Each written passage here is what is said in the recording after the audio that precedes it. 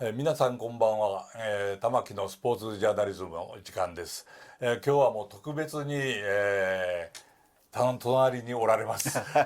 伊沢元彦さんに出ていただきまして、伊沢さんどうもありがとうございます。本当にチャンネル開設おめでとうございます。ありがとうございます、その YouTube を開設すると言ったら、ぜひともコラボをというメールをいただきまして、もうすぐに私が飛びつきまして、いや私の方にも出てもらうんで。そうですか。バーターということで、そしたらよろしくお願いします。私が伊沢さんに一番最初にもう大喜びしたのが、実はこれ今日は文庫本なん持ってきたんですけれども、単行本が1990年に出た時に「和をもって日本となす」という、懐かしいですね。このロバート・ホワイティングが書いた日本の野球についての本なんですが、これのタイトルが「You Got to Have What」という英語のタイトルで、ヤンキースが歌う歌がアメリカでは有名らしいんですよね。でみんなは「You got to have heart」、要するに心を持てというのを和に直したのが面白いので、それの翻訳を和をもって日本となすというふうに私がつけたら、伊沢さんが逆説の日本史で、聖徳太子のところで取り上げてくださって、非常にありがたかった覚えがありますが、和っていうのはもう日本人の基本コンセプトで、話せば長いんですけど、簡単に言うとやっぱり協調性ですよね。だから日本では通信簿にあの子は優秀だけど協調性がないとか書かれると僕なんかそうなんですけどダメなんですよ。なるほどね。だから例えばスポーツのチームワークで、古くは三冠王を取った落合さんとかね、あるいはサッカーのねエースストライカーの中田英寿とかね、そういう人っていうのは、やっぱりね日本ではあんまり好かれないというか、ちょっとね、敬遠されちゃうんですよね。出る杭は打たれる、まさにというやつですね。だから例えば、一番分かりやすい例で言うと、職場で近くにいいカレー屋さんができた、みんないい、じゃあ今日はカレーでいいかって言ったら一人だけ俺は嫌だよと、ラーメン食いたいとかいうのは日本はダメなんですよ。本当は心の中でラーメンが食べたい、ラーメン食べたいんだけど、みんながカレーならカレーにしようっていうのが、それが和ってことなんですね。要するに空気を読めないやつっていうのはよく言われますよね。あれを空気を読まないといけないっていうので和になるわけですね。だから逆に言うと日本人は最近は大谷翔平みたいなのも出てきましたけど、個性はやっぱり出る杭打たれるで抑えられるんですよね。お前だから極端なこと言うと4番バッターでもノーアウト一塁二塁であと1点取らなきゃいけない時はバントしろとか。なるほど。そういうのが日本人のなんて言いますか、どういったらいいんですか、特性でしょうね。やっぱりこれ深掘りすると、要するに日本人は音量が怖いんですよ。だけど音量っていうのは誰かを恨んで死ぬわけですよね。それは菅原道真とかそういうたたるんですよ。そのたたり防ぐためにはどうするかっていうと、一番いいのは音量が出たら鎮魂はするんですよね。例えば菅原道真だったら天神様にしたり、だけどそれは病気になったから治療するのと同じで、病気にならないのが一番いいわけですよね。それでお互いにね、喧嘩しないようにしようよと、仲良くしようよっていう、できるだけ我を主張しないで、みんなで仲良くいきましょうよっていうのが日本なんですね。なるほどね。本当でそういうものが影響している、その野球界というのをロバート・ホワイティングが書いたんですけども、このタイトルつけた時に非常に編集部からは嫌がられました。そうなんだ。というのは野球の本だとわからないって言われたんですよね。そうか、確かにね。それでわからない方がいいんだって私は主張したんですよ。というのはロバート・ホワイティングは野球を取り上げて日本を書いてるんだから、別に野球を主張することないじゃないかっていうので、これのタイトルをしたらそれこそ伊沢さんが取り上げてくださってそれで10万部売れるのにつながりまして、大変ありがとうございましたということなんですが、その時にも私思ったんですが、スポーツの世界ではね、スポーツを歴史で取り上げるっていうのがまるでないんですよ。全く、これ一つ面白い話を紹介したいんですが、1998年にマグワイアっていう選手が、カージナルスにいたんですけれども、ベーブ・ルースの記録を60本ですね、シーズン60本、抜くっていうので大騒ぎになった時に、私実はもう言ってもいいから言いますけれども、クローズアップ現代というNHK の番組テレビ番組に呼ばれまして、そしたら私の先にある評論家の人がおられたんですね。で私がちょっと遅れて行っちゃったんですよ。それで遅れて行った後に、その当時司会していた国安さんという方が、玉木さんホームランっていうのはどうなんですかって言うから、いやホームランって昔全く価値がなくって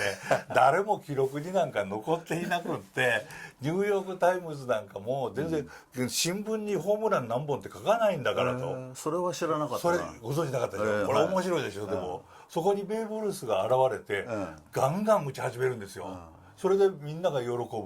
そうしたらニューヨーク・タイムズなんかは批判するんですね。要するに野手が手を伸ばしても取れないようなボールを打つのは卑怯だと。いやそれは打つから偉いんじゃないですか。いやいや、でもファンはね、みんなすごいっていうので集まるわけですね。という話を私がしたんですよ。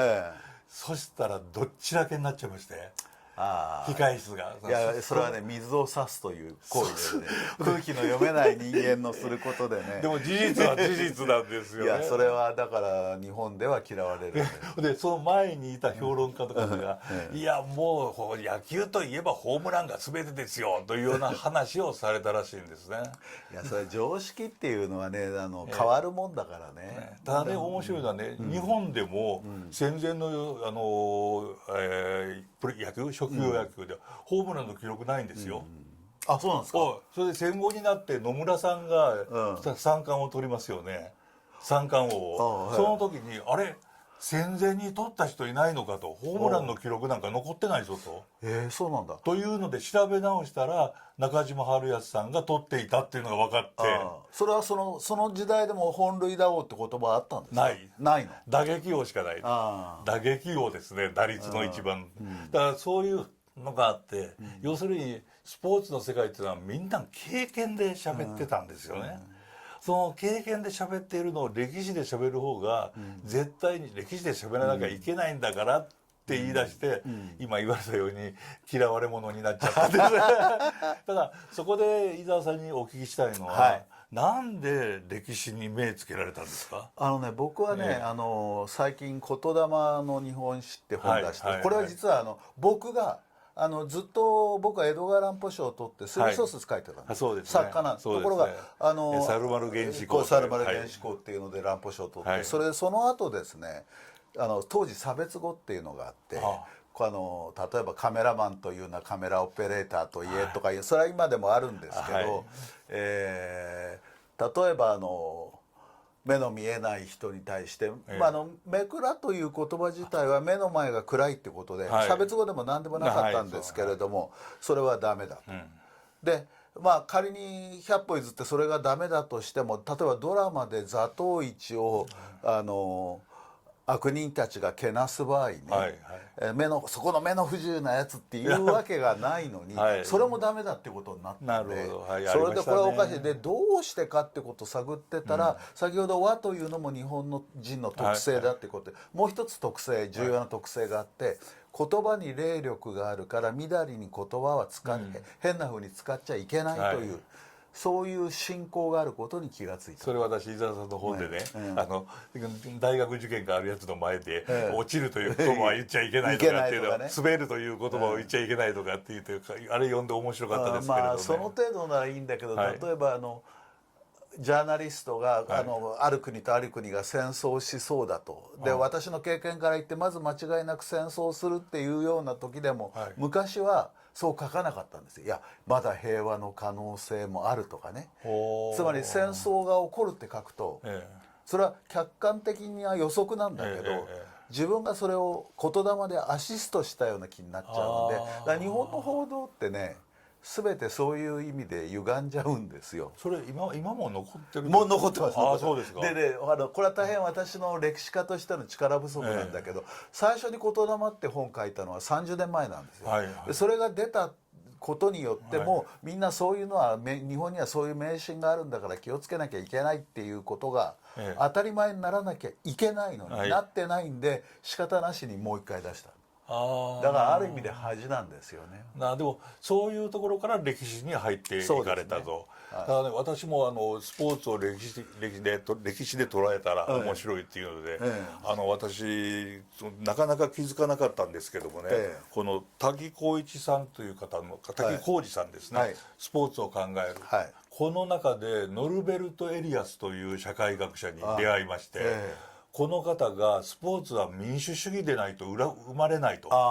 いう説を展開されて、これには驚いた。その理由は簡単に言うと何なんですか？その理由は要するに反暴力ですね。